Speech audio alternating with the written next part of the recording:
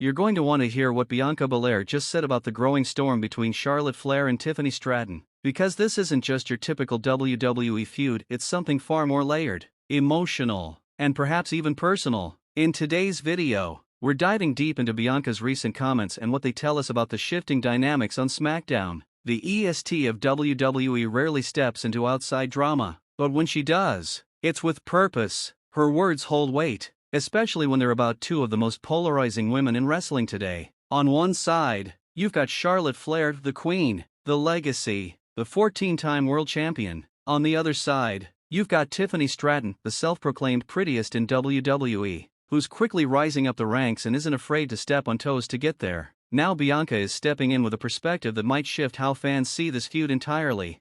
Let's rewind to the recent chaos that's been brewing on SmackDown. Over the last several weeks, we've watched things escalate from subtle shade to full-on personal jabs between Charlotte and Tiffany. This isn't just a wrestling rivalry, it's a clash of generations, a battle of status and identity. Charlotte, returning from a long hiatus, made her shocking comeback at the 2025 Royal Rumble. She entered, she dominated, and she won, securing herself a championship opportunity at Wrestlemania 41. Fans were buzzing about who she'd choose to face, and then it happened. She picked Tiffany Stratton. That selection alone felt symbolic. Charlotte choosing Tiffany wasn't just about gold, it was a message, a statement. She was picking the new Queen Bee and daring her to prove herself worthy.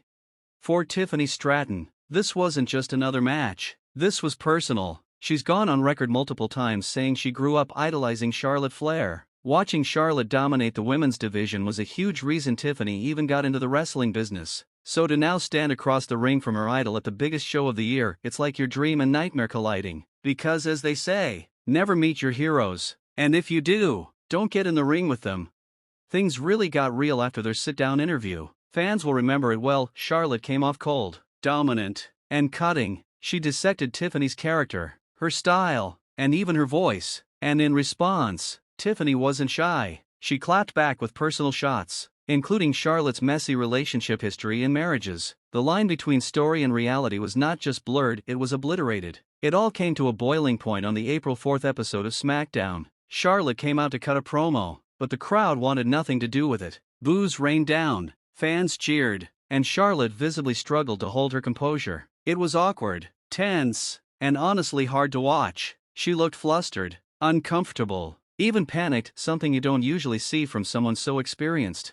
And then there's Bianca Belair, who was asked about the whole segment while chatting with Shannon Sharp and Chad Sikoa on their podcast. Her take? Surprisingly neutral but insightful. In wrestling, you never know what's going to happen, Bianca said. That's what makes it entertaining. You never know when the lines are being blurred or not. That right there is the crux of this entire situation. Bianca hit the nail on the head. This feud between Charlotte and Tiffany is so compelling because it walks the tightrope between scripted and real. It's not just about moves and title belts, it's about respect, betrayal, legacy, and personal identity.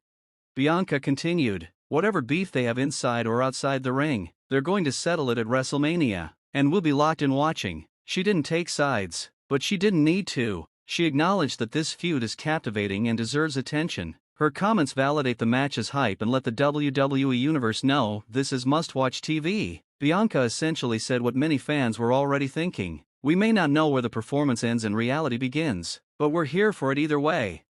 Now let's talk about Tiffany's role in this, because even if she loses this match, she wins in the long game. The WWE has done a fantastic job building her up. From her unique look to her athleticism to her mic work, she's got it all. She's only 25 years old and she's already in a featured WrestleMania program against Charlotte freaking Flair. That alone is a badge of honor. But if by some miracle or masterstroke of booking, she actually defeats Charlotte, that's a legacy-defining moment. That's a star-making moment. And WWE knows this. Even if she doesn't win, just going toe-to-toe with Charlotte on the biggest stage is a win in itself.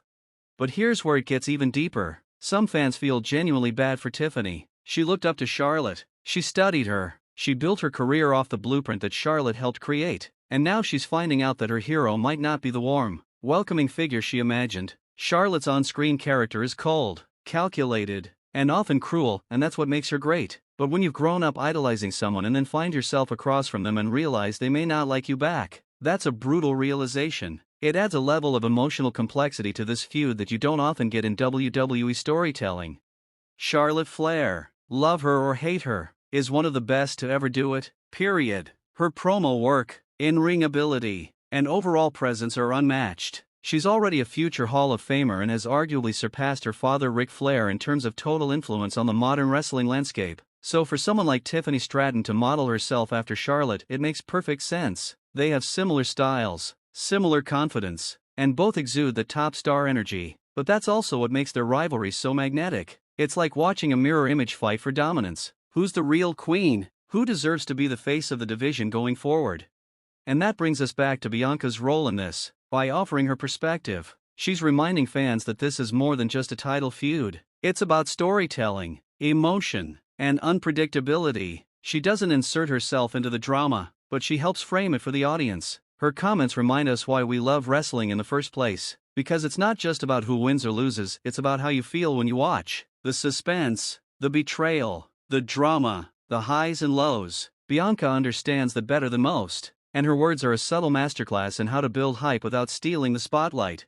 Looking forward, there are two major outcomes for WrestleMania. 1. Charlotte wins, solidifying her dominance and maybe humbling Tiffany in the process. 2. Tiffany pulls off the unthinkable and defeats her idol, launching herself into the next tier of superstardom. Either way, WWE wins, and so do the fans. This isn't just a dream match, it's a generational torch moment, and if WWE plays it right, it could be the kind of match we look back on in 5, 10 years and say, that's when Tiffany Stratton arrived. Another interesting layer to this feud is the possibility of a post-match shakeup. Win or lose, how will Tiffany respond? If she wins, does she take Charlotte's spot as the new queen of WWE? If she loses, does she spiral or come back even stronger? And what about Charlotte? If she loses, is this the start of her retirement run? Is she winding down or setting up one final dominant year? These are the questions that keep fans hooked. The match itself is the centerpiece, but the aftermath might be even more compelling. And let's not forget about WWE's booking. They've been unpredictable lately, and that's a good thing. The rise of women like Tiffany, Liv Morgan, and Io Sky shows that WWE is investing in the next generation. Charlotte doesn't have to win for the division to thrive. In fact, her losing might be exactly what the women's division needs, a shock to the system that makes room for the future. WrestleMania 41 might just be that turning point. So here's where we land. You've got Charlotte Flair, the established legend with nothing left to prove but everything still at stake. You've got Tiffany Stratton, the hungry upstart looking to make a name for herself by slaying the queen. And in the background, you've got Bianca Belair, the EST of WWE, watching from the sidelines but clearly keeping tabs. Her comments may have been diplomatic, but they spoke volumes. She knows this is a big deal. She knows fans care. And she knows that what happens at WrestleMania could shape the women's division for years to come. This isn't just about Tiffany versus Charlotte. It's about what happens when the new guard challenges the old one. It's about legacy, evolution, and the price of ambition. Tiffany Stratton has already proven she belongs. Now the only question is, can she take the throne? WrestleMania 41 is the stage. The lights are bright, the stakes are high, and when the dust settles, we'll know if Tiffany Stratton really is the future, or just another footnote in the legend of Charlotte Flair.